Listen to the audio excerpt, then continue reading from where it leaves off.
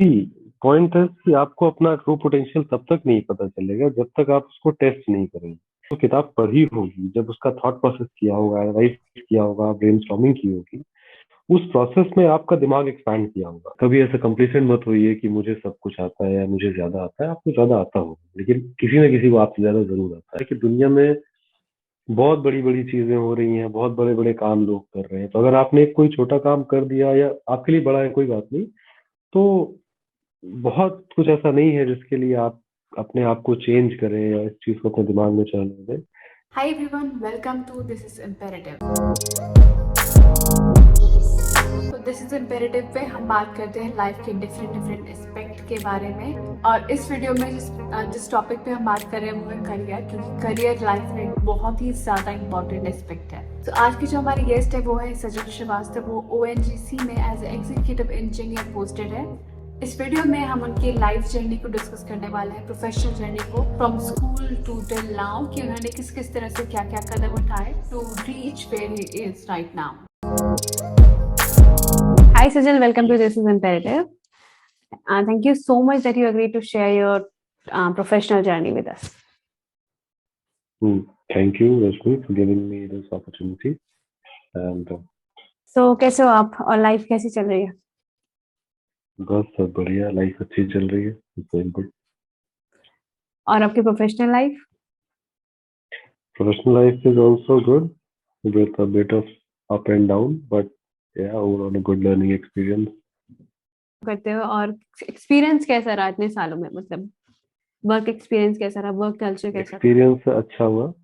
Okay, मुझे total 5 साल हो गए हैं। एक्सपीरियंस मिक्स था, बिकॉज शुरुआत में चैलेंजेस ज्यादा थे। सिंस हमारी industry, oil and gas industry, is a bit different in the sense कि इट्स फिजिकली मोर चैलेंजिंग।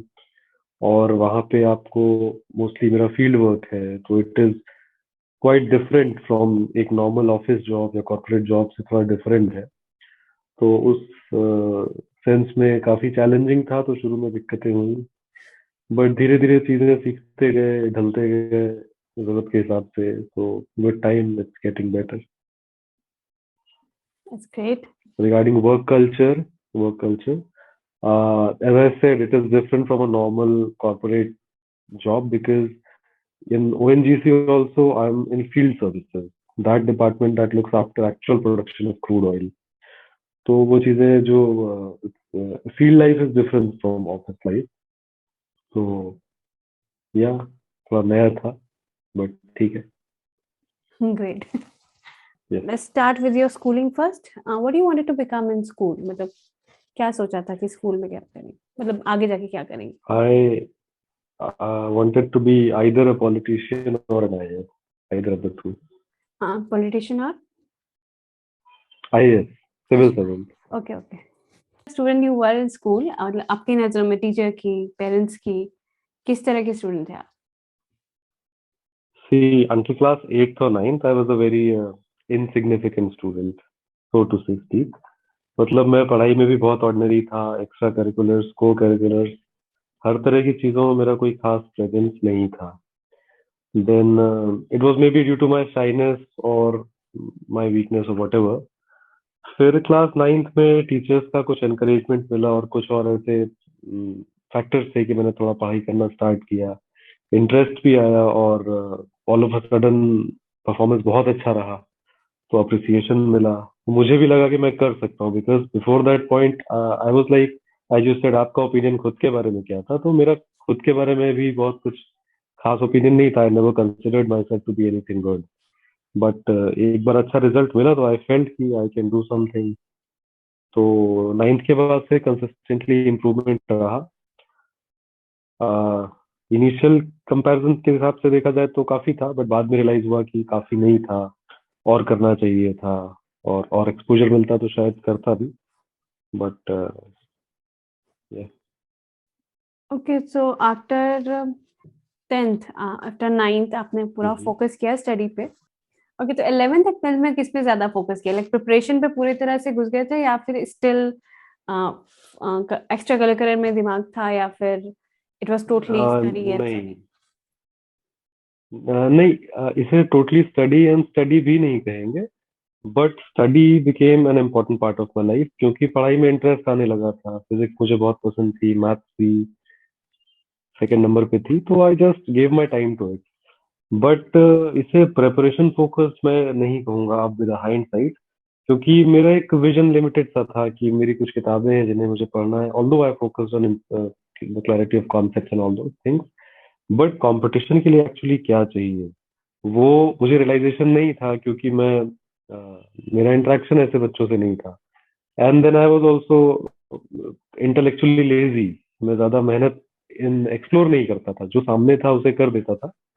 तो मेहनत की भी, पढ़ाई की भी, बट उसको कंपटीशन वाइज कुछ खास मैं नहीं मानता।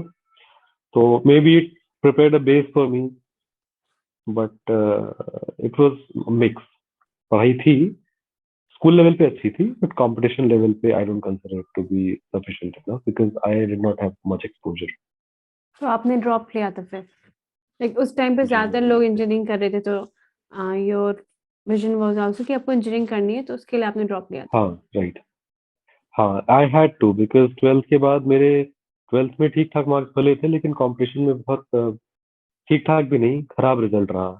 Because I was not aware of those things कि कंपटीशन में किस तरह के सवाल आते हैं, किस तरह की आपका अप्रोच होनी चाहिए। आपका कंटेंट भले वही है, लेकिन आपको उसको अप्लाई करना आना चाहिए। तो भले आपने फिजिक्स का कोई यूनिट पढ़ लिया है, but until unless you have seen कि क्वेश्चंस किस तरह के आने वाले एग्जाम में, आप उसको नहीं कर पाओगे। तो इसे एफर्ट की कमी कह लीजिए या एक्सपोजर की या जो भी, but I was very under prepare, तो result was also very bad. तो I had no option, so I took 1 year break. अच्छा, तो जैसे कई लोग का एक्सपीरियंस अलग अलग होता है। कुछ कहते हैं कि कोचिंग की हम्म, जरूरत नहीं है, टाइम वेस्ट होता है हम्म, वहां पे। कुछ कहते हैं कोचिंग की हम्म, जरूरत होती है। तो what is your hmm. Thought कि कोचिंग होनी चाहिए कि नहीं होनी चाहिए? एंड किसी भी सी, इस पे अलग थॉट्स हो सकते हैं। This one thing I am quite sure about, guidance की जरूरत हमेशा होती है। देखिए, कोचिंग को आप कोचिंग ना समझ के एक तरह का गाइडेंस समझिए।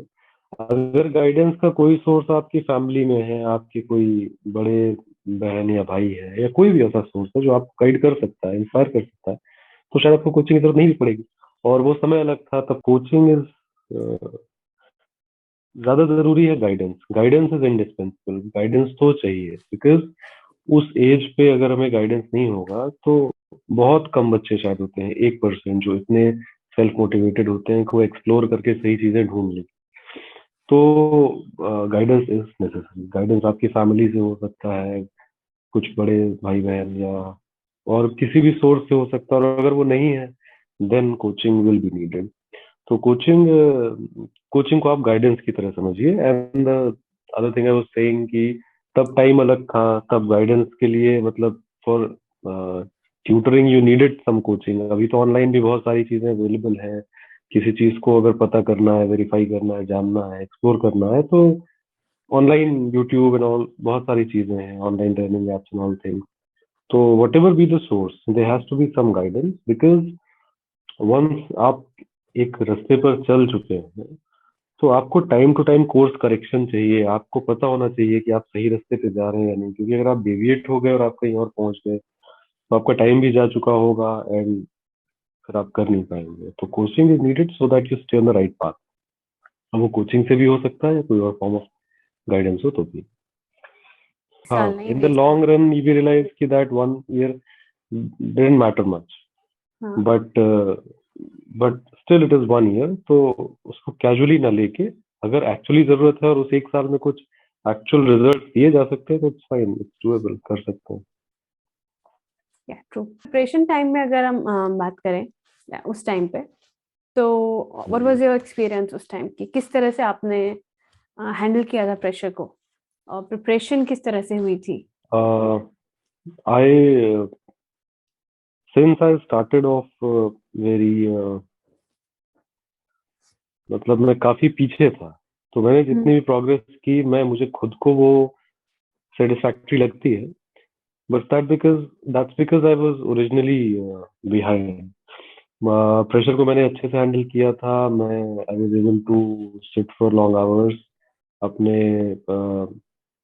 आई was able to handle my focus well.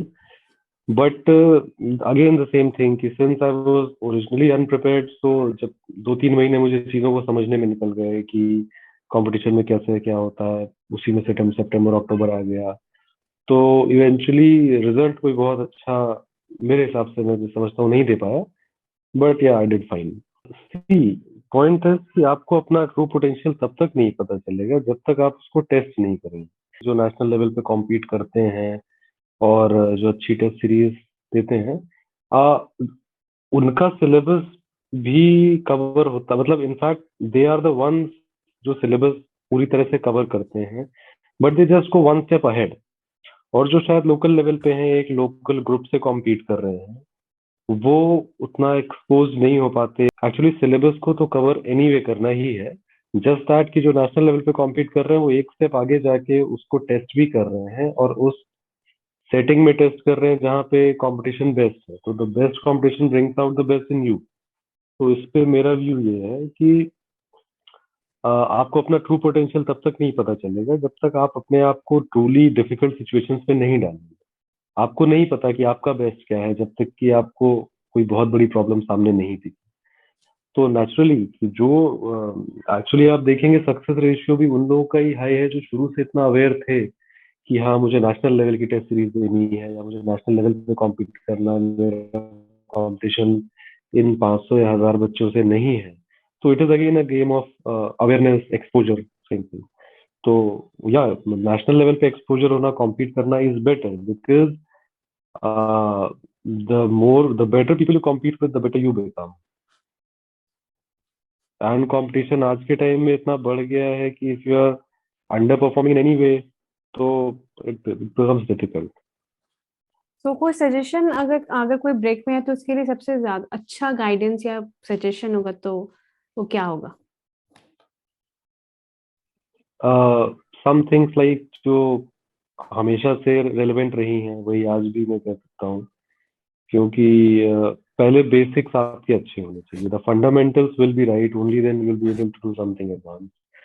What are the fundamentals की पहली चीज तो आपका सिलेबस कवर होना चाहिए। आपके सिलेबस में जो चीज है अगर आपने उसमें से 60% ही पढ़ी है तो बचे हुए 40% को आप टच भी नहीं कर पाए। देन जितना आपने पढ़ा है उसमें आपको कंसेप्चुअल क्लैरिटी होनी चाहिए। Reading for reading sake doesn't matter. आपने एक बार पढ़ के सोच लिया कि ओके हो गया, नहीं, मतलब जब तक कि वो क्लैरिटी आपके दिमाग में नहीं है, कंसेप्चुअल क्लैरिटी, तब तक it doesn't mean anything. Then third level की उन सारे जो चीजें आपने पढ़ी हैं उनकी प्रॉब्लम सॉल्विंग, उनकी टेस्ट सीरीज और वो सारी चीजें करनी है। अब हालांकि ये चीजें टाइमलेस है, पहले भी यही थी, आज भी यही, आगे भी यही रहेगी। तो हाँ, अगर यही 3-4 चीजें बेसिक्स कोई अपने अच्छे रखता है तो I don't think will be problem. College में अगर बात करें तो आपने कॉलेज ज्वाइन किया था आईआरटी इन मैकेनिकल ब्रांच। तो उसमें फर्स्ट टाइम जो होता है तो हम लोग कॉलेज या किसी भी नई चीज को स्टार्ट करते हैं तो बहुत सारी चीजें होती है दिमाग में कि मैं ये करूंगी वो करूंगी, फोकस्ड रहूंगी, पढ़ाई करूंगी। सो आपका थॉट प्रोसेस क्या था जब आपने स्टार्ट किया था, ज्वाइन किया था? एंड उस तरह से काम हुआ था या फिर चीजें अपने आप ही हुई? ओके। जब मैंने उस ड्रॉप वाले एक साल में अपने स्कूल लेवल से बाहर निकल के प्रॉपर कोचिंग की, बहुत ब्रिलियंट स्टूडेंट से मिला, तो मुझे ये लगने लगा कि मैं कितना अंडर परफॉर्म किया, कितना अनएक्सपोज रहा। और उसी एक साल में मैंने अपने पोटेंशियल को भी जाना कि मैं कुछ कर सकता हूँ। तो based on these two factors मैं बहुत एक्साइटेड था कि अब मैं आगे आने वाले टाइम में I will not be the underdog. मैं बहुत मेहनत करूंगा, I live up to my potential and पढ़ाई को जिस तरह से इग्नोर किया अब नहीं करूंगा। तो प्लानिंग तो मेरी इट वाज थे कि मेरा ग्राफ अब यहाँ से ऊपर ही जाएगा। बट कॉलेज में आते ही थोड़ा सा एक कल्चरल शॉक लगा, क्योंकि एक्सपेक्टेशन के हिसाब से कुछ चीजें नहीं थी। अब इसे मेरी लैक ऑफ मैनेजमेंट कहें कि मैं उन चीज़ों को मैनेज नहीं कर पाया, अपने एक्सपेक्टेशंस के टूटने का, या फिर जो भी रीजन था, I did not handle it very good. तो I gave up on that thing. College studies को फिर मैं कंप्लीटली, मैं उसमें थोड़ा सा, मेरे सेकेंड सेमेस्टर में 6 में से 3 सब्जेक्ट्स में बैक आ गई थी। तो उसके बाद दैट वो फिर ग्राफ मेरा गिरने ही लगा। उसके बाद मैं रिकवर नहीं कर पाया। तो जो कॉलेज को लेके सोचा था एकेडमिकली, वो तो नहीं हो पाया।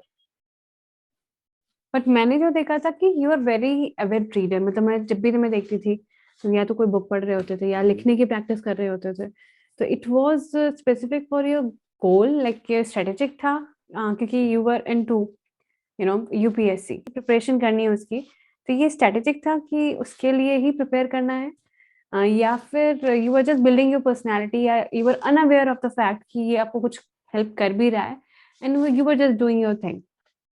तो for the first 2 years of my college, क्योंकि यूपीएससी की प्रिपरेशन दिमाग में तो थी कि करनी है, बट देन अगेन सिंस मैंने एक्सप्लोर नहीं किया था कि एग्जैक्टली क्या पूछा जाता है, एग्जैक्टली सिलेबस क्या है, अगेन आई शोड लेजीनेस या इग्नोरेंस जो भी कहें। तो 2011 से 13 पहले 2 साल तक उसमें कुछ ऐसा एम नहीं था, बट हाँ I may not have I been very result oriented, but हाँ मैं टाइम वेस्ट नहीं करता था। जो टाइम मिलता था तो आई रियलाइज कि I should be doing something good with it. Then I was interested in reading. I liked reading. I still like it. So time मिलने लगा, कॉलेज में काफी टाइम मिलता था, तो आई was just enjoying my self, having the time of my life. पहले 2 साल तो ऐसे ही था। पर यू डिडंट रियलाइज कि वो आपकी पर्सनालिटी में एड ऑन हो रहा है and it is building your personality. किताबें पढ़ना या फिर राइटिंग की प्रैक्टिस करना, वो तुम्हारी पर्सनालिटी में एड ऑन हो रहा था, और for long run it was very much helpful for you in competitive exam. उसके बारे में अगर आप इट टिप्स वाज दें किसी इंडीड, को यस। कि कॉलेज लाइफ में, I think it can be your to do list कि you should build your personality. Yes, certainly. See, what happens is there's a small story, if I'm not taking much time. एक एक किसी महात्मा से किसी ने कहा कि ज्यादा पढ़ने से क्या होगा, किताबें पढ़ने से क्या होगा। तो उन्होंने एक कोयले की गंदी सी टोकरी दी और बोला कि जाओ इसमें पानी भर के ले आओ नदी से। तो वो स्टूडेंट छात्र नदी से बार बार टोकरी में पानी भर कर लाता था, लेकिन सिंस वो टोकरी थी सारा पानी बह जाता था। बट महात्मा जी उसे बार बार वही चीज करने को कहते थे। वो 10 12 15 बार वही प्रोसेस रिपीट करता रहा, पानी तो कुछ आया नहीं बिकॉज वो बह जाता था। बट 12 15 20 बार देखा तो वो टोकरी एकदम साफ हो चुकी थी, उसमें कोयले की जो कालिक थी वो एकदम साफ हो गई थी। तो जो संत थे उन्होंने यही कहा कि reading is exactly like this. आप जो किताब पढ़ रहे हैं उसका कंटेंट भले आपको आज से 6 महीने बाद नहीं याद रहेगा, लेकिन उस प्रोसेस में जब आपने वो किताब पढ़ी होगी, जब उसका थॉट प्रोसेस किया होगा, एनालाइज किया होगा, ब्रेनस्टॉर्मिंग की होगी, उस प्रोसेस में आपका दिमाग एक्सपैंड किया होगा। और एक फिलोसफर ने कहा है कि our brain when expands to new dimension it never returns to its original shape and size. तो दिमाग ऐसी चीज है कि एक बार ग्रो हो गया तो वापस नहीं आएगा। तो आप यही समझ लीजिए कि reading is a grow for the growth of the mind. और आई इफ अगर आप जैसा कि आप कह रहे थे सम टिप्स, तो आई वुड से कि see for student reading is, I guess, one of the habits which is very what's it called, underrated. Because although हम सबको पता है कि ये important है, but हमारे अपने course of time में we focus on our academics, but उसके अलावा ज्यादा reading पे हम ध्यान नहीं देते हैं। But that exploration, that reading of other things, other dimensions, that builds you up in ways you cannot imagine. आज उस समय मुझे नहीं पता था, उस समय I was just having my मतलब I was enjoying myself. मुझे मुझे बहुत पसंद था पढ़ना, तो मैं पढ़ता रहता था कुछ भी।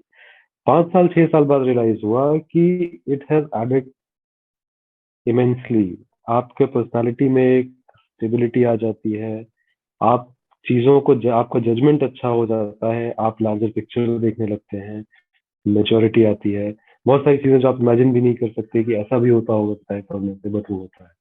तो one must read. Adding to that, so आप एक्स्ट्रा करिकुलर एक्टिविटीज में पार्ट लेते थे? या थोड़ा बहुत लिटरेरी इवेंट्स होते थे, डिबेट्स होते थे, and all those things that had to do with reading, writing and speaking. So I participated in that, and actually that is the point कि between 2011 and 13 14 I read so much. Then 2013-14 में there was some competition and I won many things in that. So that came as like a समझ में आया कि okay this is the result of what I had been doing in the last 2 years. So in that way, yeah, that participation also gave me a lot of exposure. PSC की तैयारी करने का आपका plan था, तो you prepared on that track. उसके बाद आपने जॉब का प्लान किया या फिर आपने प्रिपरेशन की थी? प्रिपरेशन कॉलेज में स्टार्ट की थी, कच्ची पक्की जितना खुद से समझ में आया स्टार्ट की थी। कोई ऐसा गाइडेंस था नहीं, प्लस शायद मैंने खुद भी बहुत ज्यादा हाथ पैर नहीं मारे अपने dream in college, what was your goal कि आपको क्या करना है इसके बाद? एज यू सेड कि आपका 2 साल तो ऐसे ही निकल गया, then what happen after that? क्योंकि वो हमने एक बार डिस्कशन किया था, you were not very focused on marks कि आपको कितने मार्क्स मिल रहे हैं, इस पे आपका ज्यादा फोकस नहीं था। आई think it was 5th same या 4th same, I don't remember, but हमारे ऐसे डिस्कशन हुआ था। मेरे आई टोल्ड यू कि मतलब कितना चल रहा है, तो you were not very happy but you were not very sad also. ज्यादा फर्क नहीं पड़ रहा था उस चीज पे। तो उसके बाद क्या हुआ? उसके बाद आपने किस तरह से समझा कि आगे क्या करना? ओके ओके सी, मेरा पहला प्लान ये था, ऐसा मेरा सोचना था कि कॉलेज खत्म होते होते तक मेरी यूपीएससी की प्रिपरेशन कंप्लीट हो जाएगी, और इससे मेरा ओवर कॉन्फिडेंस गई है जो भी गई है, मुझे ऐसा लगता था कि मैं उस टाइम तक वो कर लूंगा। बट टाइम के साथ ये समझ में आया कि शायद थोड़ा टाइम और लगे, या शायद कुछ ऐसा रिस्पॉन्सिबिलिटीज थी कि मुझे समझ में आया कि मेरे लिए जॉब करना जरूरी रहेगा, मेरे पास टाइम नहीं रहेगा, I would have to support my family. तो फिर ये किसी ने ऐसे ही रैंडमली, एक मैं कहीं बर्थडे पार्टी में गया हुआ था, वहाँ एक भैया थे, उन्होंने कहा कि यार पीएसयूज के एग्जाम होते हैं, और पीएसयूज में सैलरी भी बहुत अच्छी होती है, और टाइम भी मिल जाता है पढ़ने के लिए। तो वो बात मेरे दिमाग में बैठ गई कि okay I have a job, it will be a good prestigious job in a government company, और मुझे फिर मैं अपनी प्रेपरेशन स्टार्ट कर दूंगा। तो that job was a transcendental phase for me. तो जब ये रियलाइज हुआ तब मैं फोर्थ सेम में था। तो फोर्थ सेम एंड होने वाला था। तो आई रियलाइज कि for that I have to clear GATE. तो गेट का भी सिलेबस देखा, और ये रियलाइज था कि गेट में कौन से सब्जेक्ट हैं, वो मेरे किस सेमेस्टर में आ रहे हैं। तो मेरा प्लान ये था कि जिस भी सेमेस्टर में मेरे जो सब्जेक्ट गेट वाले होंगे, तो मैं उन्हें बहुत अच्छे से पढ़ के उसी टाइम पे उनको प्रिपेयर करता चलूंगा। तो बाय दैट टाइम जब तक मेरा बीटेक खत्म होगा, मेरी प्रिपरेशन हो चुकी होगी। तो 5th semester two 8th semester यही प्लान मैंने फॉलो किया। तो बाय दैट टाइम मेरा बेस अच्छा बन चुका था। बट उस साल मेरा गेट क्वालिफाई तो हुआ, बट मार्क्स इतने, मतलब रैंक इतनी टॉप पे नहीं थी कि इंटरव्यू कॉल आए। तो फिर एक साल और गैप लेना पड़ा, उसमें थोड़ा सा इम्प्रूवमेंट किया, प्रैक्टिस की, तो नेक्स्ट ईयर हो गया। तो आपने एक 1 साल का गैप था आफ्टर कॉलेज, एक साल। जो पहला जॉब मिला आपको ऑफर, आपने वो ज्वाइन कर लिया एंड विद द मतलब उसके साथ साथ आपने प्रिपरेशन स्टार्ट रखी, हाँ, एक साल का ड्रॉप था। और फिर उसके बाद फिर उसके ओएनजीसी की बाद कॉल आई थी। आप चाहिए। इंटरव्यू कॉल आई थी, इंटरव्यू हुआ, उसमें सिलेक्शन हो गया, ज्वाइनिंग आ गई, ज्वाइन कर लिया, और ज्वाइन करते ही अपनी प्रिपरेशन स्टार्ट कर दी अलॉन्ग विद द जॉब। सो वो 1 साल कैसा गया? मतलब प्रेशर कितना था? क्योंकि कॉलेज के बाद का प्रेशर तो हैंडल करना थोड़ा मुश्किल हो जाता है, सो हाँ, हाउ यू हैंडल दैट? वो एक साल डिफिकल्ट था, क्योंकि by that time you grown up, आपको दुनिया की थोड़ी रियलिटी पता चल जाती है, कंपटीशन पता चल जाता है, फैक्ट्स ऑफ द मैटर पता चल जाते हैं। तो हाँ, तब तक जॉब करने का एक प्रेशर भी हो जाता है कि घर को सपोर्ट करना है, और कुछ इस समय सिचुएशन भी ऐसी थी कि it was important for me to take up the responsibility. तो उस साल प्रेशर था, काफी प्रेशर था। Regarding handling of the pressure, maybe that has how my nature has been, कि जो चीजें आपके कंट्रोल में आप वही कर सकते हैं, आप उससे ज्यादा बहुत ज्यादा हर समय परेशान होकर कुछ कर नहीं सकते। तो जो आपके सामने है, उसे अच्छे से करिए, तो रिजल्ट्स भी अच्छे होपफुली आएंगे। बाकी ज्यादा चिंता करने से कुछ होता नहीं। I know it's easier to say, but it has, ये धीरे धीरे प्रैक्टिस में लाया जाता है, it becomes a part of your nature, कि if you can do something do it, don't worry, just find a solution and work on it, that's it. किसी ने गाइडेंस किया था उस पूरे 1 साल में, या फिर यू वर सेल्फ गाइडेड?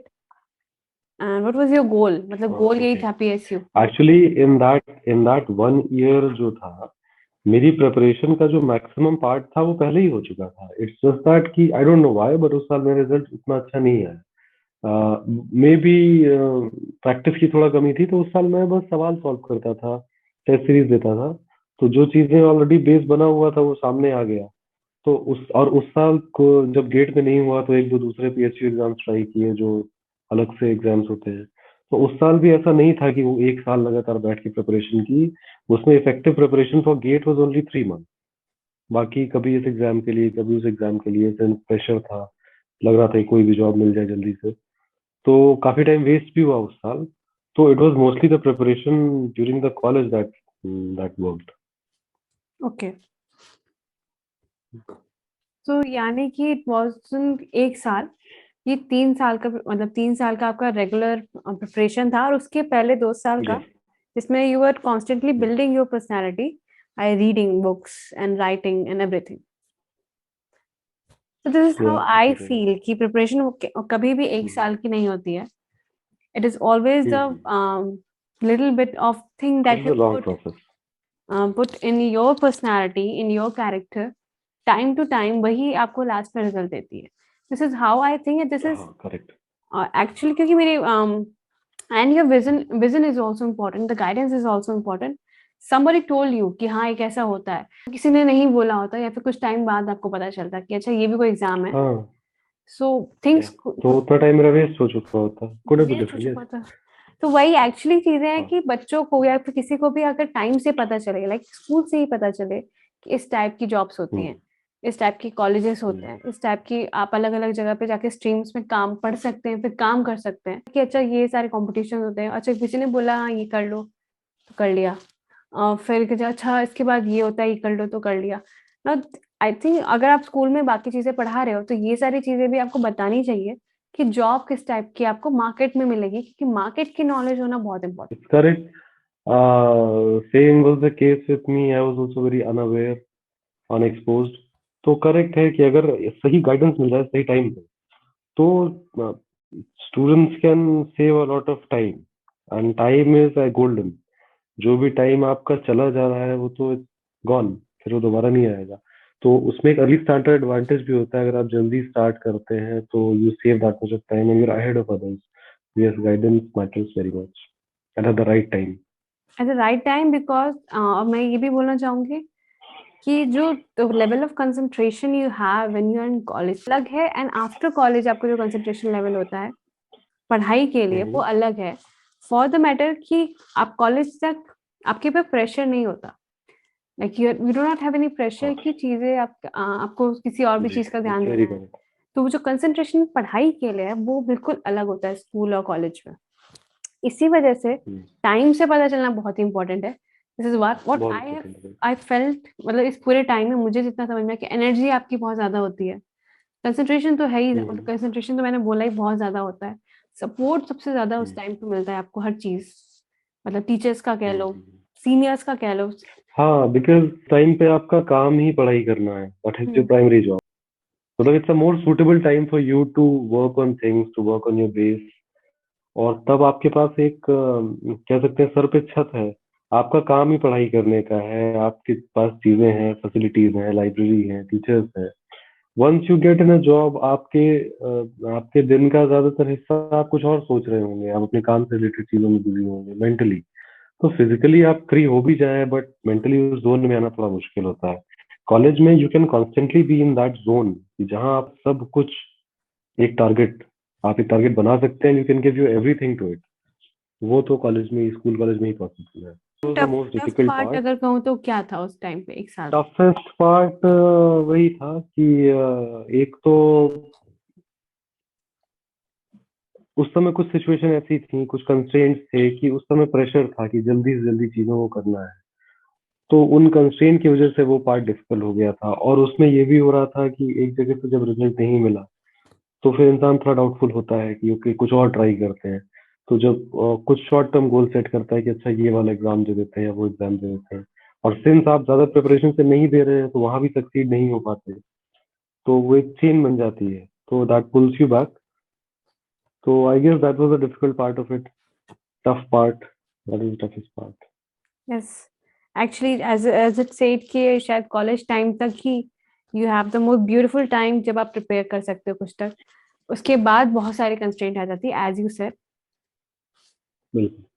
सबसे अच्छा पार्ट क्या था आपकी प्रिपरेशन में, मतलब after preparation, in the preparation, exam जब The देंगे best तब? part was preparation was that was the first time I left my city. मैं दिल्ली गया था, वहाँ कुछ दिन रहा, वहाँ पढ़ा तो मैं पहली बार अपने कंफर्ट जोन से बाहर। हम्म। तो अगेन द सेम थिंग, आप अपने को एक हायर लेवल पे टेस्ट कर रहे हो and you are able to live up to that, you feel proud of yourself, और आपका सेल्फ कॉन्फिडेंस बढ़ जाता है कि आपकी खुद की नजर में कि मैंने ये भी कर लिया। क्योंकि फॉर एग्जांपल उस टाइम तक मैं कभी 3-4 घंटे ज्यादा एक दिन में नहीं पढ़ा था, मेरा नेचर ही वो नहीं था कि मैं एक दिन में कभी 8 घंटा या 10 घंटा पढ़ लूँ।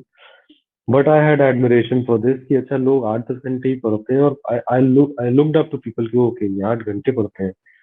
But when I went to Delhi, library join की, और जब देखा कि सारे ही वहाँ पढ़ रहे हैं 10-10 घंटे, तो लगा कि चलो हम भी पढ़ते हैं। और जब स्टार्ट किया तो पढ़ भी लिया, तो लगा कि okay, this wasn't me, I could have done this. So I felt really good about it. The best part was of the preparation was this कि um, it was very challenging and I lived up to that challenge. So it gave me a lot of satisfaction. आपका पहला job interview और title क्या था जो आपको मिला? What was the experience, what was the feeling? Interview interview was a very good experience because actually इससे पहले कुछ और PSU के इंटरव्यूज दिए थे जहाँ पे I performed badly, तो थोड़ा कॉन्फिडेंस लेवल गिर गया था कि बिकॉज आई वाज टोल्ड कि सब कहते थे कि यार इंटरव्यू में तो ये अच्छा कर सकता है, बट नहीं कर पाया। That was kind of a setback. But ONGC का इंटरव्यू जिस दिन था, इट वाज 29 सितंबर 2016। तो that day I don't know what happened, but I was in a zone कि I don't care about the result, I just be very सहज जिसे कहते हैं, वेरी जैसे आप जो आप हैं बस वही रहेंगे। Consider it as a conversation, healthy conversation between some people, and it went wonderfully well. मैं उनके बहुत सारे सवालों के जवाब, काफी सवालों के जवाब नहीं भी आते थे मुझे, मैंने कह दिया sir I will not know this right now, but जो भी दिया अच्छे से दिया, जो भी डिस्कशन किया, बातें की, एक अच्छे एटीट्यूड के साथ की। I was very happy that day. I did not know where I get selected और not, but I was very happy that day. I remember because वो पूरा पूरा फेज एक टेंस फेज था, but that day I distinctly remember it was a very good day. और result आया तो, और सीट्स भी कम थी, तो इट वाज एक्सपेक्टेड नहीं था कि हो ही जाएगा, क्योंकि मुझसे बेटर रैंकर्स भी वहाँ थे। ऑब्वियसली गेट का वेटेज 85% होता है, तो जिसके रैंक मुझसे बेटर है तो वो मुझे बीट कर सकता था, but somehow it it happened. It was a very good experience. So that's true. उसके इस पॉइंट पे अगर हम बात करें तो द मेन पॉइंट कम्स कि you should be yourself at the point when you are representing correct, yourself. Correct, अगर आप खुद को रिप्रेजेंट कर रहे हैं करेक्ट। किसी के सामने तो you can not fake it first. You cannot take it. No. Be yourself and that learn to accept yourself. अगर आपसे 10 सवाल पूछे जाएंगे तो आपको 10 के 10 नहीं आते होंगे। मान लीजिए आपको 5 सवाल, 3 सवाल नहीं आते हैं, तो उन 3 सवालों में आपका रिएक्शन क्या है, वही आपके पैनल को सब बता देता है आपके बारे में। क्योंकि अगर आपको खुद को ये लगेगा कि मुझे नहीं आता and this is a setback, तो वो दिख जाएगा आपके बिहेवियर में, they will know that you lack confidence. And once you accept it कि जो नहीं आता वो एक वैलिड रीजन से नहीं आता, कि चलिए मैं बहुत दिन से रिवाइज नहीं किया हूँ या वट एवर रीजन, जो नहीं आता कोई बात नहीं, बट जो आता है मैं उसे सी। इंटरव्यू स्टेज, आप किसी भी इंटरव्यू स्टेज पे पहुंचेंगे, आपकी टेक्निकल नॉलेज ऑलरेडी चेक हो चुकी है, आप एक इंटरव्यू एग्जाम क्लियर करके आए हैं। तो वहां पे अगर आप कुछ नहीं बता पाते तो ऐसा दे नो कि आप एक एग्जाम निकाल के आए हैं, आपको पता है। मे बी नॉट, आपने रिवीजन नहीं किया होगा शायद, बट आपको आती है, ये technically sound, that much is given. तो जस्ट एक्सेप्ट योरसेल्फ कि अगर आपके जैसे वो आपसे पूछते हैं आपकी वीकनेस क्या है, the meaning of this question is the person should know कि हाँ मेरी भी कुछ वीकनेस है, and being okay with it. Being okay with it का मतलब है कि उसको इम्प्रूव तो करना है, बट उसकी वजह से अपने आप को अनड्यूली सप्रेस नहीं करना है, या अपने बारे में बुरा नहीं सोचना है। Tip people can note it down कि ये सारी चीजें बहुत ज्यादा इंपॉर्टेंट होती हैं किसी भी जगह पे, not just interview, I think at every place. किसी भी जगह पे। एक्सपीरियंस वर्किंग इन पीएसयू आपने पहले ही बता दिया था, but if you can repeat, how was people कहते हैं, मतलब वर्क एनवायरनमेंट कैसा है वहाँ पे, एंड वहाँ के लोग काम करने वाले किस तरह से हैं? तो एक्सपीरियंस आपका as I कैसा रहा told इन you, सब चीजों पे? ONGC like in first 1 year किस तरह से हैंडल किया सब कुछ? शुरू के 1-2 साल बहुत डिफिकल्ट थे, because it was a cultural shock, क्योंकि ONGC is one of the biggest corporates of India. तो एक दिमाग में इमेज थी कि इतना हम पढ़ के गए हैं, इतना बड़ा एक काम क्लियर करके गए हैं, work will be of may be something, एक दिमाग में इमेज थी। बट सिंस हम फील्ड सर्विसेज में थे, तो फील्ड की लाइफ ऑफिस की लाइफ से बहुत अलग होती है। वहाँ आपको हर तरह के लोग मिलते हैं, जो जरूरी नहीं है नेसेसरली कि आपके जितने सोफिस्टिकेटेड होंगे या पढ़े लिखे होंगे, बट हाँ इतना है कि किसी न किसी वे में काबिल होंगे, अपने काम के पक्के होंगे। तो you learn to accept and appreciate that diversity, कि हाँ पढ़ाई सब कुछ नहीं होती है। जो व्यक्ति शायद कम पढ़ा है या नहीं भी पढ़ा, उसने अपने एक्सपीरियंस से बहुत सारी चीजें सीखी हैं और फील्ड पे काम कर रहा है। तो it was a process of breaking of some of your stereotype, some of your ego, and then rebuilding it, learning it from people जो शायद आपसे कम भी पढ़े लिखे हैं, आप उनसे सीखते हैं। तो बहुत अप्स एंड डाउन्स वाला प्रोसेस था, and I am thankful actually कि आई वाज पोस्टेड, मुझे फील्ड सर्विसेज मिली, क्योंकि वो फिजिकली भी चैलेंजिंग था। तो उधर भी ग्रोथ हुआ, और ये दूसरे एस्पेक्ट्स थे, ये भी कि वर्क कल्चर बहुत अलग था। तो उससे भी बहुत कुछ सीखने को मिला। टाइम के साथ चीजें फिर आसान हो जाती है, और ये जनरल रूल है लाइफ का, किसी भी नई जगह पे जाइए तो मुश्किल होती ही है, जो टाइम के साथ आता है। फील्ड पे जनरली काम क्या होता है? फील्ड पे मेरा जो डिपार्टमेंट है, लेटेस्ट से अगर एक रफ वे में बोला जाए, तो अगर किसी डेप्थ पे क्रूड ऑयल है, 2000-3000 मीटर की डेप्थ पे क्रूड ऑयल है, तो धरती के अंदर एक होल ड्रिल किया जाता है, और होल ड्रिल करते हुए हम 2000-3000 मीटर तक पहुंचते हैं। अब जब हम धरती के अंदर ड्रिल करते हुए जाते हैं, तो अंदर बहुत प्रेशर होता है। तो अगर वो प्रेशर कंट्रोल नहीं किया जाए, तो दैट गेट्स एक्सप्लोडेड, एक्सीडेंट हो सकता है। तो वो एक्सीडेंट ना हो, उसको हर स्टेज पे कंटिन्यू करते करते हम टारगेट डेप्थ तक जाएं, क्रूड ऑयल एक्सट्रैक्ट करें। ये इंडस्ट्री है, और इसमें स्टेप जो भी टेक्नोलॉजी यूज होती है, अलग अलग डिपार्टमेंट्स हैं। मेरा डिपार्टमेंट सेगमेंटेशन है, तो सब अपना अपना काम कर रहे हैं। Engineers होते हैं, उनके लिए कहा जाता है कि वो फिक्स नहीं रह सकते, एंड हम्म। एरा स्टार्टअप की जॉब तुरंत तुरंत चेंज करनी है, लोकेशन तुरंत चेंज करनी है, लोकेशन अपने कंफर्ट जोन पे होनी चाहिए, उसमें एक स्टडी जॉब करना फॉर 5 इयर्स।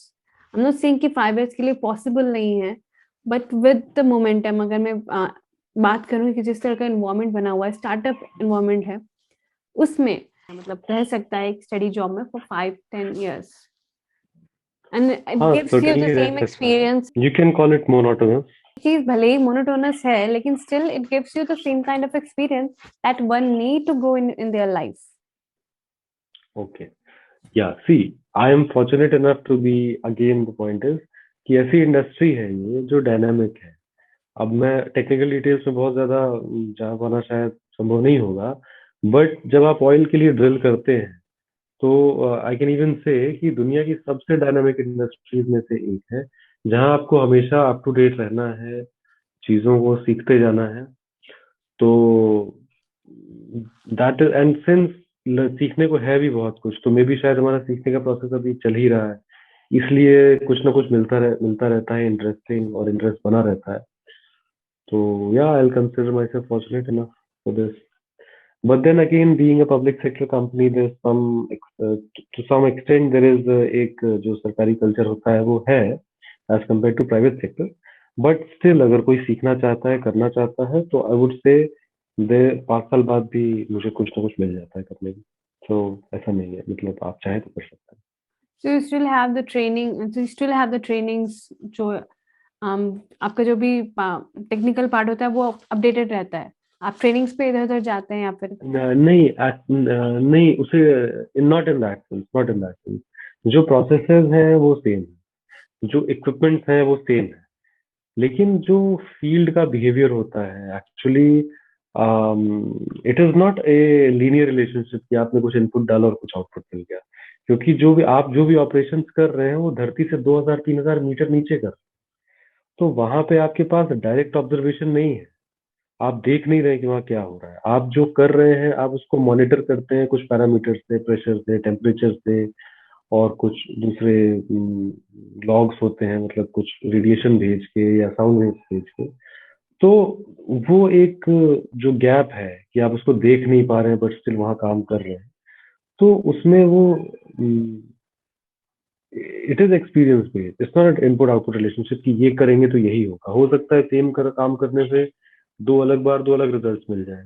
तो then it becomes a heuristics का केस हो जाता है कि आप फिर देन आप ये सीखते हैं कि क्या ज्यादा प्रोबेबिलिटी है, क्या होने की ज्यादा प्रोबेबिलिटी है, फिर उस प्रोबेबिलिटी के हिसाब से आप अपना एक्सपीरियंस को रिफाइन करते हैं and then you arrive at some decision.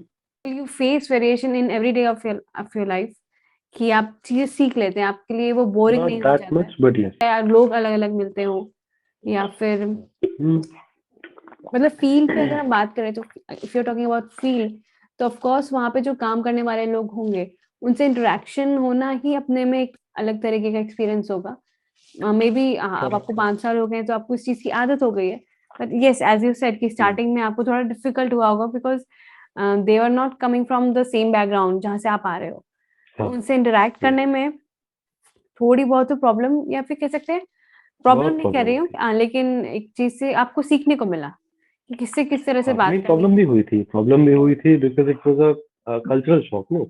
तो you can call it a problem, problem हुई थी, काफी प्रॉब्लम हुई थी, बट उसी प्रोसेस में सिखाया। Because you adjust to those things, you make your space. ऐसा कह सकते हैं कि you had to earn things, आपका जो कुछ भी है you have to earn it. Great. You place in this organisation, you have to make it yourself. तो थोड़ा सा टेक्निकल पे चले जाते हैं, इट्स नॉट टेक्निकल क्योंकि आपने बहुत सारी चीजें पहले ही कवर कर दी है, बट थोड़ा बहुत अगर हम बात करें तो प्रिपरेशन टाइम पे जाते हैं कि आपने प्रिपरेशन किस तरह से की थी। अगर आप किसी को टिप्स दें कि आपका पढ़ाई का कैसे स्केड्यूल करो, टाइम टेबल कैसे स्केड्यूल करो, रूटीन कैसे करना है, एंड प्लान ऑफ एक्शन क्या होना चाहिए, तो थोड़ा बहुत अगर याद देखिए, हो। ये चीजें तो बहुत सब्जेक्टिव होती हैं, इंडिविजुअल टू इंडिविजुअल डिपेंड करती है। बट ब्रॉडली कुछ चीजें कही जा सकती हैं। जैसे सबसे बेसिक चीज तो यही है कि प्रिपरेशन का पार्ट 2-3 स्टेप्स में पहले आपको सिलेबस कवर करना है, फिर उसमें कंसेप्चुअल क्लैरिटी लानी है, मतलब साथ ही साथ कंसेप्चुअल क्लैरिटी लानी है, फिर उसको सफिशिएंटली प्रैक्टिस करना है कि वो चीजें आपको सिर्फ आती ना हो, आपके हैबिट पे भी हो जाए। इतना तो आपको करना ही करना है। अब इसमें फाइन बैलेंसिंग की जा सकती है कि जैसे मेरे 12 सब्जेक्ट थे, तो मैं इन चीजों का ध्यान रखता था कि अगर मैं एक बार में एक ही सब्जेक्ट पढ़ता, तो उस सब्जेक्ट को खत्म करके जब मैं 12 सब्जेक्ट खत्म करके जब पहले सब्जेक्ट पे आता था, तब तक बहुत टाइम गुजर चुका होता था, वो मेमोरी से काइंड ऑफ फेड होने लगता था। तो थोड़ा सा फाइन ट्यूनिंग की कि कोई भी सब्जेक्ट बहुत टाइम तक नहीं छोड़ना है। अगर कुछ दिन बाद वापस जाके एक बार रिवीजन करना है, क्योंकि अगर आप बहुत दिन तक छोड़ देंगे तो इट्स लाइक मेहनत वेस्ट हो जाएगी। तो एक साथ आप 2 सब्जेक्ट पढ़ लीजिए, या कभी कभी एक सब्जेक्ट पढ़ते हुए बहुत ज्यादा बोरियत होती थी, तो 2 सब्जेक्ट पढ़ ली या 3 पढ़ लिए, किसी की थ्योरी पढ़ ली तो किसी के सवाल प्रैक्टिस कर लिए। तो ये एक्सपेरिमेंटेशन से ही आता है, ये तभी आएगा जब आप खुद हिट एंड ट्रायल करेंगे। बट हाँ, ये ब्रॉड चीजें हैं कि सिलेबस कवर करिए, कंसेप्चुअल क्लैरिटी लाइए, बहुत अच्छे से प्रैक्टिस करिए, सफिशिएंट प्रैक्टिस करिए। किसी भी चीज को जो आपने पढ़ा है उसको बहुत ज्यादा दिन तक इग्नोर मत करिए, दोबारा रिवाइज जरूर करिए। Revision is the key, revision is the key. देन अच्छे नोट्स बनाइए, अच्छे नोट्स हमेशा हेल्प करते हैं, हमेशा। जब आप पहली बार किसी चीज को पढ़ते हैं और तब आप उसे नोट्स बनाते हैं, तो उस टाइम वो काम आपको बहुत भारी लग सकता है, बहुत स्लो काम है, but trust me, it pays back, it's very helpful. तो नोट्स बनाइए और yeah okay, so I think and it's not the technical part. हाँ, one more thing okay. One more thing कि उस टाइम पे चीजें थोड़ा अलग थी। एक बहुत बड़ा ड्रास्टिक चेंज उस टाइम में और इस टाइम में ये आ गया है कि तब मोबाइल तो था लेकिन उतना इन्वेजिव नहीं था मोबाइल का यूज, कि हर समय मोबाइल और सोशल मीडिया एप्स और ये सब चीजें उतनी नहीं हुआ करती, होती थी बट कम था। That was a small part of our life या ट्रू। कि अच्छा हमारे पास भी फेसबुक था, बट हाँ एक टाइम था कि इस समय खोल के देख लेंगे। तब ऐसा नहीं था कि तुरंत फोन हर समय। तो और ये this of all things I am about this thing, मैं आपको एक बहुत जनरल बात बता सकता हूँ। बहुत ज्यादा मोबाइल से एडिक्शन या सोशल मीडिया से एडिक्शन आपको लाइफ के किसी भी स्फीयर में सक्सेस नहीं होने देगा। आप स्पोर्ट्स पर्सन हैं, स्टूडेंट हैं, प्रोफेशनल है, कुछ भी है, if you are successful, if you worth your salt, ऐसा व्यक्ति कभी मोबाइल से बहुत ज्यादा एडिक्टेड नहीं होगा। क्योंकि it is a very technical thing. मैं छोटा सा एग्जांपल देता हूँ आपको। अटेंशन स्पैन एक चीज होती है। अटेंशन स्पैन का मतलब होता है कि आप किसी भी चीज पर एक बार में बिना डिस्ट्रैक्ट हुए कितनी देर तक फोकस रह सकते हैं। अगर ये अटेंशन स्पैन आपसे 5 साल पहले 1 घंटे या 45 मिनट का हुआ करता था कि अगर मैं क्रिकेट खेल रहा हूँ तो 45 मिनट तक क्रिकेट ही सोच रहा हूँ, जिम में हूँ तो 45 मिनट तक वेट लिफ्टिंग ही सोच रहा हूँ, और थर्मोडायनेमिक्स पढ़ रहा हूँ तो 45 मिनट तक थर्मोडायनेमिक्स सोच रहा हूँ। लेकिन अभी मोबाइल आ जाने से हर 15 मिनट में या तो मोबाइल बजेगा, और नहीं भी बजेगा तो शायद हमारा दिमाग इतना यूज हो चुका है कि हमारा दिमाग ये सोचेगा कि क्या हो रहा है वहां पे। तो अगर आप इस ट्रैप से बच गए तो आप समझिए कि आपने अपना आधा काम कर दिया। ये attention, mobile affects our attention span. तो कोशिश करिए कि मोबाइल वगैरह सोशल मीडिया यूज करने का एक टाइम फिक्स कर दीजिए। वो दिन भर का जो उससे कनेक्टिविटी है, it is a very very very harmful thing. वो it will leave you good for nothing. तो focus in attention span. Truly, actually very true. ये आपने बहुत अच्छी बात बताई क्योंकि ऑफ कोर्स अब तो बढ़ा ही है और आई थिंक इससे अब और ज्यादा बढ़ने बहुत बढ़ वाला है। गया, बहुत ज्यादा। हम्म, हम्म, ओके सो ठीक है, जॉब के बारे में आपने ऑलरेडी बहुत सारी चीजें बता चुके हैं आप कि किस तरह से क्या होता है। लेकिन लेट्स से इफ आई से एक और बार बोलना हो तो कोई भी नया बंदा आ रहा है तो व्हाट ही और शी कैन एक्सपेक्ट कि किस तरह का काम मिलेगा। Not in the sense of कि अगर कोई एक्सपेक्ट क्या कर रहा है तो उसे किस तरह से एक्सपेक्टेशन रखनी चाहिए। Let's say in this. So far as ONGC is concern, I am very sure कि किसी भी नए बंदे को थोड़ा थोड़ा नहीं, बहुत बड़ा एक कल्चरल शॉक तो लगेगा।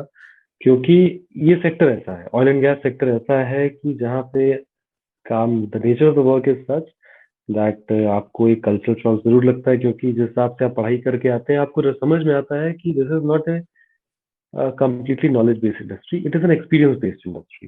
तो ऑब्वियसली आप बहुत से लोगों से ज्यादा नॉलेजेबल होंगे लेकिन एक्सपीरियंस कम होंगे, एंड यू विल फाइंड कि हर जगह एक्सपीरियंस ही डोमिनेट कर रहा है। तो आपको थोड़ा डिसअपॉइंटमेंट होगा। But then once you become a part of the family, part of the organisation, तो टाइम के साथ फिर आप, ह्यूमंस आर वेरी स्मार्ट। अगर आप यहाँ तक पहुंच पाए विच मीन्स यू स्मार्ट। तो smart people are good at adapting, they adapt well. तो ऐसा कुछ अनडूएबल नहीं है। There's nothing undoable or very difficult that can be done, but थोड़ा डिफिकल्ट होगा, but it will be worth it। तो अगर अगर what one should keep in the mind कि उन्हें ओपन रहना चाहिए किसी भी पॉसिबिलिटी के लिए कि चीजें कुछ भी हो सकती है, रिजिड नहीं रहना चाहिए। I think this is the main factor.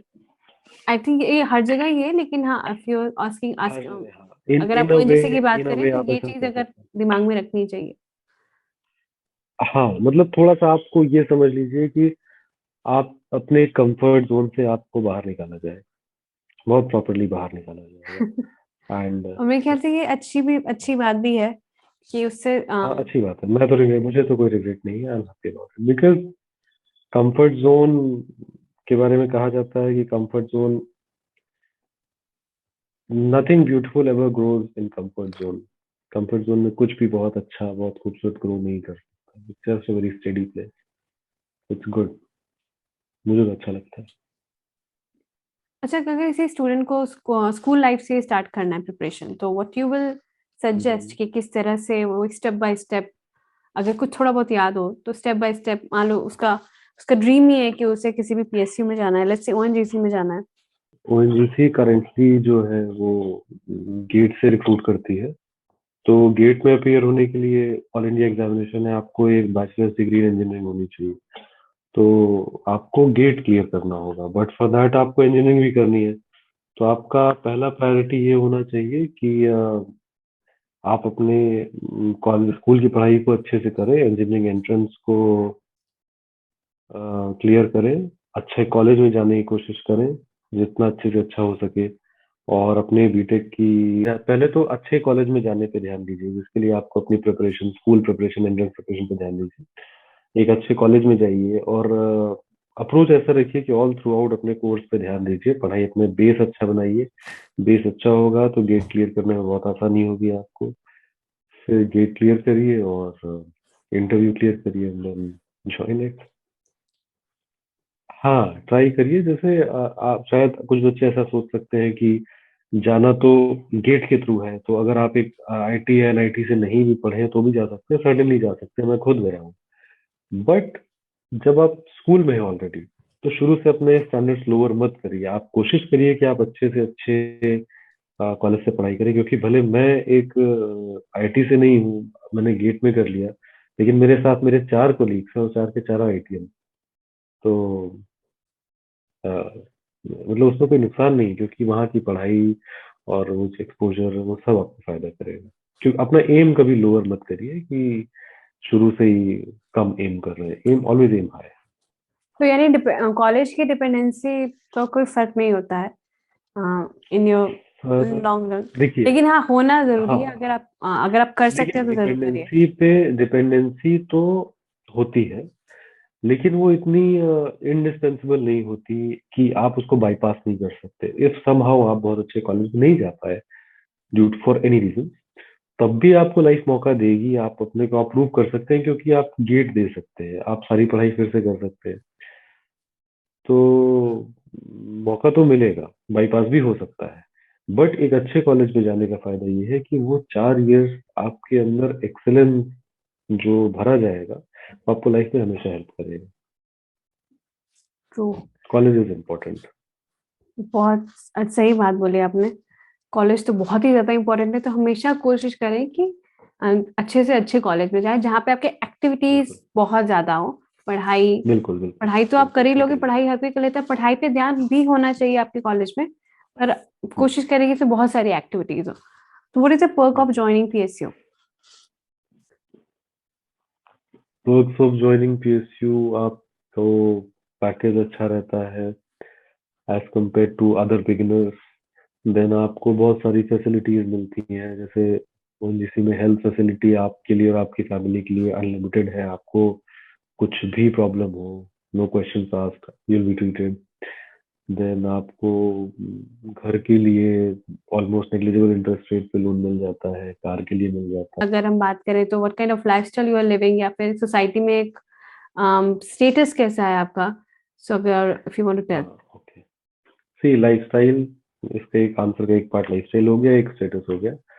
जहाँ तक स्टेटस की बात है, तो the since the day I have joined, जहाँ भी लोगों को पता चलता है तो they respect you, they give importance to you. And also खुद को भी अच्छा लगता है कि okay, we are part of government की एक ऑर्गेनाइजेशन का हम पार्ट हैं, we are doing something for the country. That way you feel really good about it, कि पीपल रिकॉग्नाइज यू कि okay, you are somewhere, you are some. Regarding lifestyle depends on person to person. So if you're one such person who wants to have a good lifestyle or a lavish lifestyle or whatever, so the company pays you really well so that you can afford things you like. You won't have to think about, you won't have to worry about those things. You won't have to worry about finances. You'll be well off. So you are If you more want into to, you a will be. simple lifestyle कि lavish? Me, अपने लिए चल जाता है, simple is good. Simple? We're That's used to a simple lifestyle, so it's okay. fine. So ONGC positive and negative. एक field है, Positive and negative. Harsh environment है, and perks में आई I'll start think with positive. Okay, salaries I'll and start other with positive. Bonuses. हाँ, positive and negative list करने वाली इसी के। या मतलब बहुत कुछ आपने बोल दिया है, ओके, लेकिन सी, इसके अलावा हाँ, कुछ है टू तो यू ब्रीफ, कैन टू से।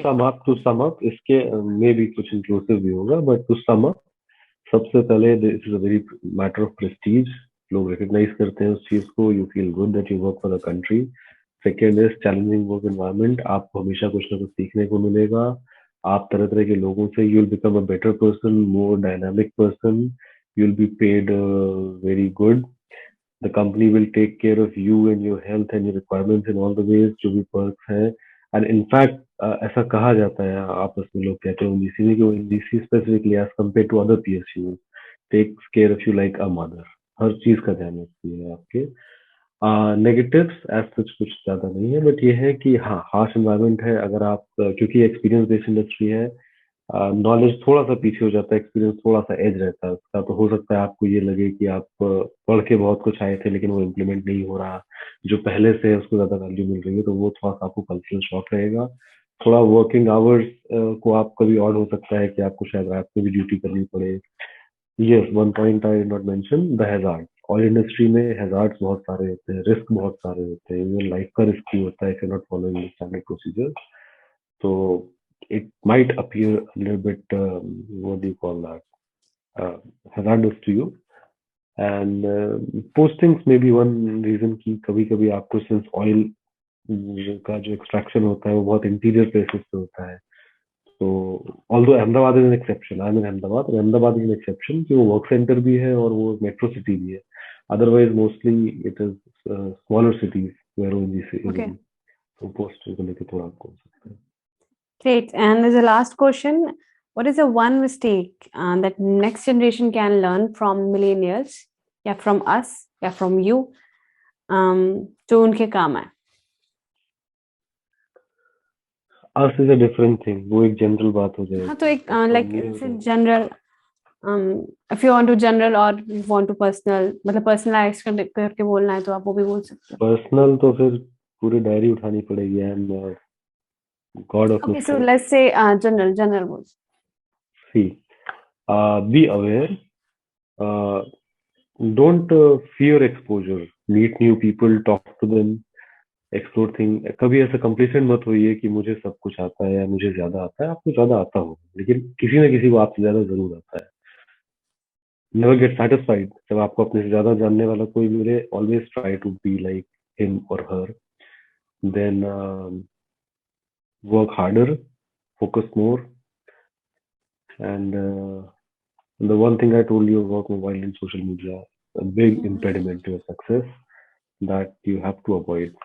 वो बहुत बड़ा एक राह करोगा। You have to avoid it. You have to use it in a manner that it does not affect your studies or your goals. Okay, so in a nutshell, अगर मैं आपका पूरा अभी आपने जो इंटरव्यू दिया उसको सम अप करूं, तो about your personal life, इसको sum up करूं तो you were a shy student, then you started focusing on your study, then you were ignorant, but you were hardworking. Yeah. And so you आपने अपना 10th and 11th 12th इस तरह से ही पास किया and it was good, but you didn't have guidance and you were ignorant. आपके preparation time में you couldn't do well, but आप कर सकते थे, you had the potential.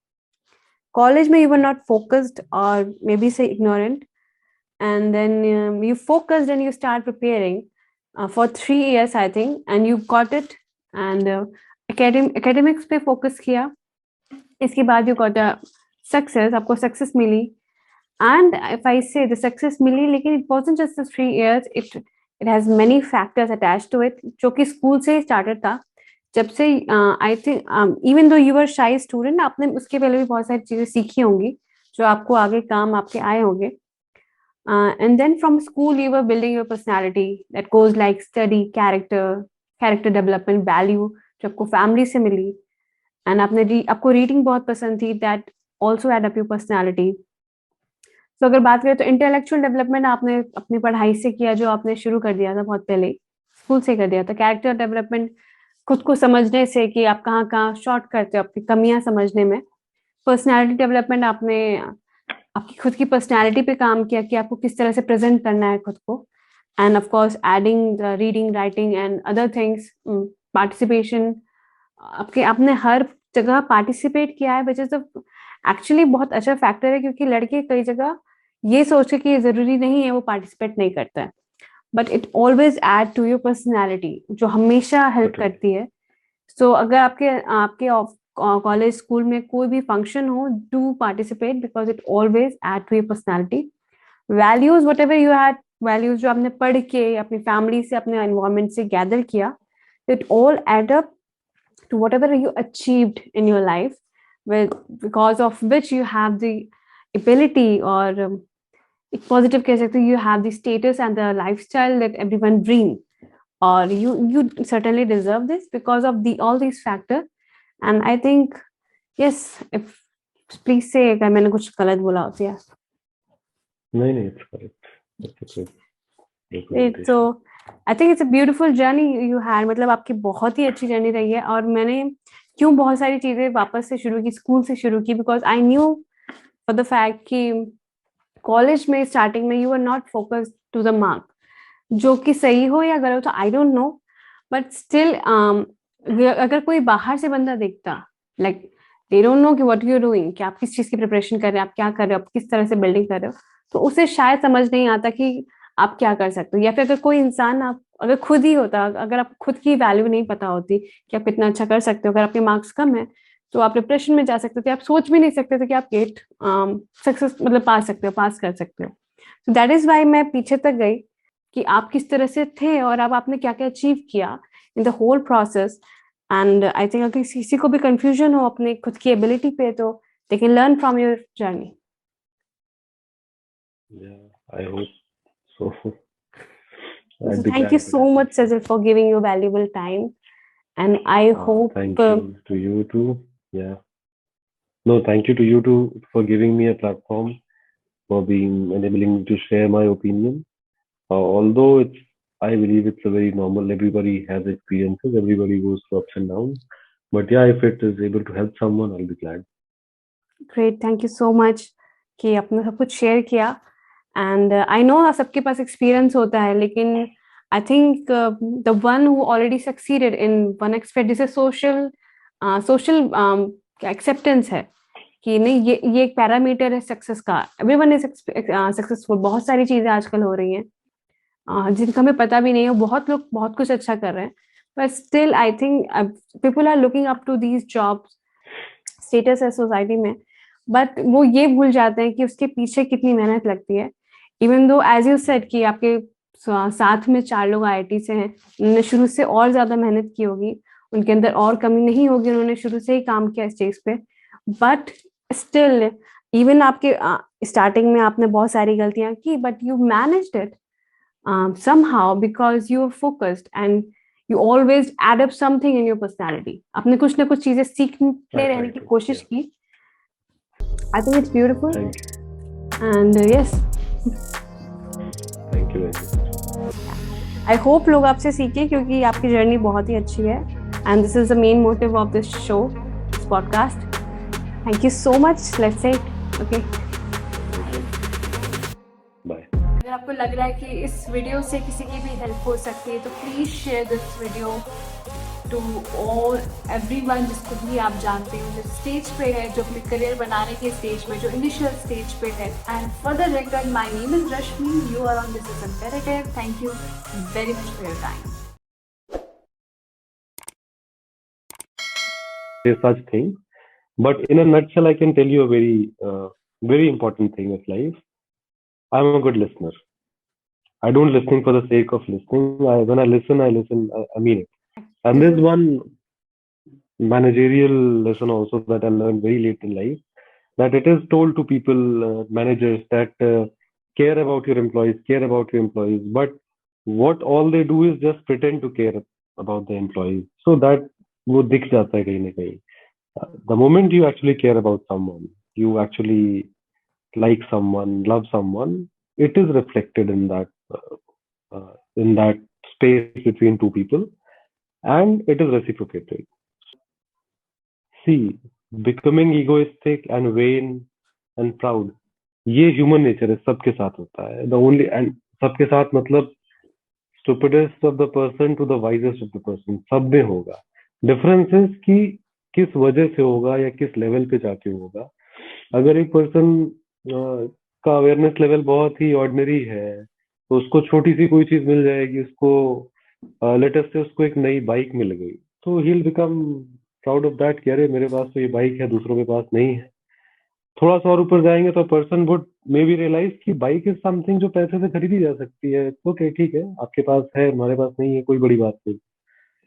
तो उसको शायद बड़ी बात नहीं लगेगी। तो इसी तरह जिसका अवेयरनेस लेवल या कॉन्शियसनेस लेवल और ऊपर होगा तो उसको the higher you go up that chain, things start affecting you less. And on what you expect from yourself, what is the definition of success. अगर आप अपने आप को एक छोटे से कुएं में देख रहे हैं और उसमें आपको थोड़ा सा भी सक्सेस मिल गया तो आपको लगेगा, आपका विजन कॉन्स्ट्रिक्टेड है तो आपको लगेगा अरे मैंने सब पा लिया। और अगर आप थोड़ा सा भी अवेयर होंगे, अगर आपको पता है कि दुनिया में बहुत बड़ी बड़ी चीजें हो रही हैं, बहुत बड़े बड़े काम लोग कर रहे हैं, तो अगर आपने कोई छोटा काम कर दिया या आपके लिए बड़ा है कोई बात नहीं, तो बहुत कुछ ऐसा नहीं है जिसके लिए आप अपने आप को चेंज करें या इस चीज को अपने दिमाग में चलाने दें। सोक्रेट्स एक फिलोसोफर थे एंशियंट ग्रीस के, वो कहा करते थे कि I am the wisest man because I know that I know nothing. It is important to know that whatever you know is not enough. और अगेन ये कैसे आएगा, जब आप अवेयर होंगे, पढ़ेंगे पढ़ेंगे इन द सेंस कि भले कोई किताब नहीं लेकिन आप एक अच्छा न्यूज़पेपर ही पढ़ रहे हैं तो आपको पता चलेगा कि दुनिया में क्या चल रहा है, देश में क्या चल रहा है, कितनी बड़ी बड़ी चीजें हो रही है। तो उनके सामने शायद आपको आपकी चीजें, आप हम्बल हो जाएंगे। तो that's why exposure is important and reading is important. That's true. And Actually, one ये मोर होता थिंग, है। It happens to everyone, it Yeah. Happens to everyone. As you said कि it happens to everyone, of course, कि सबके साथ ही होता है और एक लेवल पे होता है, बट जितना जल्दी आपको पता चल जाए ये चीज कि हाँ वो अच्छा रहता है। होता तो सबके साथ है, but as a student, हाँ as a person who is building his life or her life, तो ये फैक्ट अगर जितनी जल्दी पता चल जाए कि you're nothing in front of this world, your achievement means nothing, even if it means everything to you. even हाँ Actually, there's something bigger than that. Achievement को enjoy करना गलत नहीं है, but of course गलत नहीं, बिल्कुल। Go to your head or let it become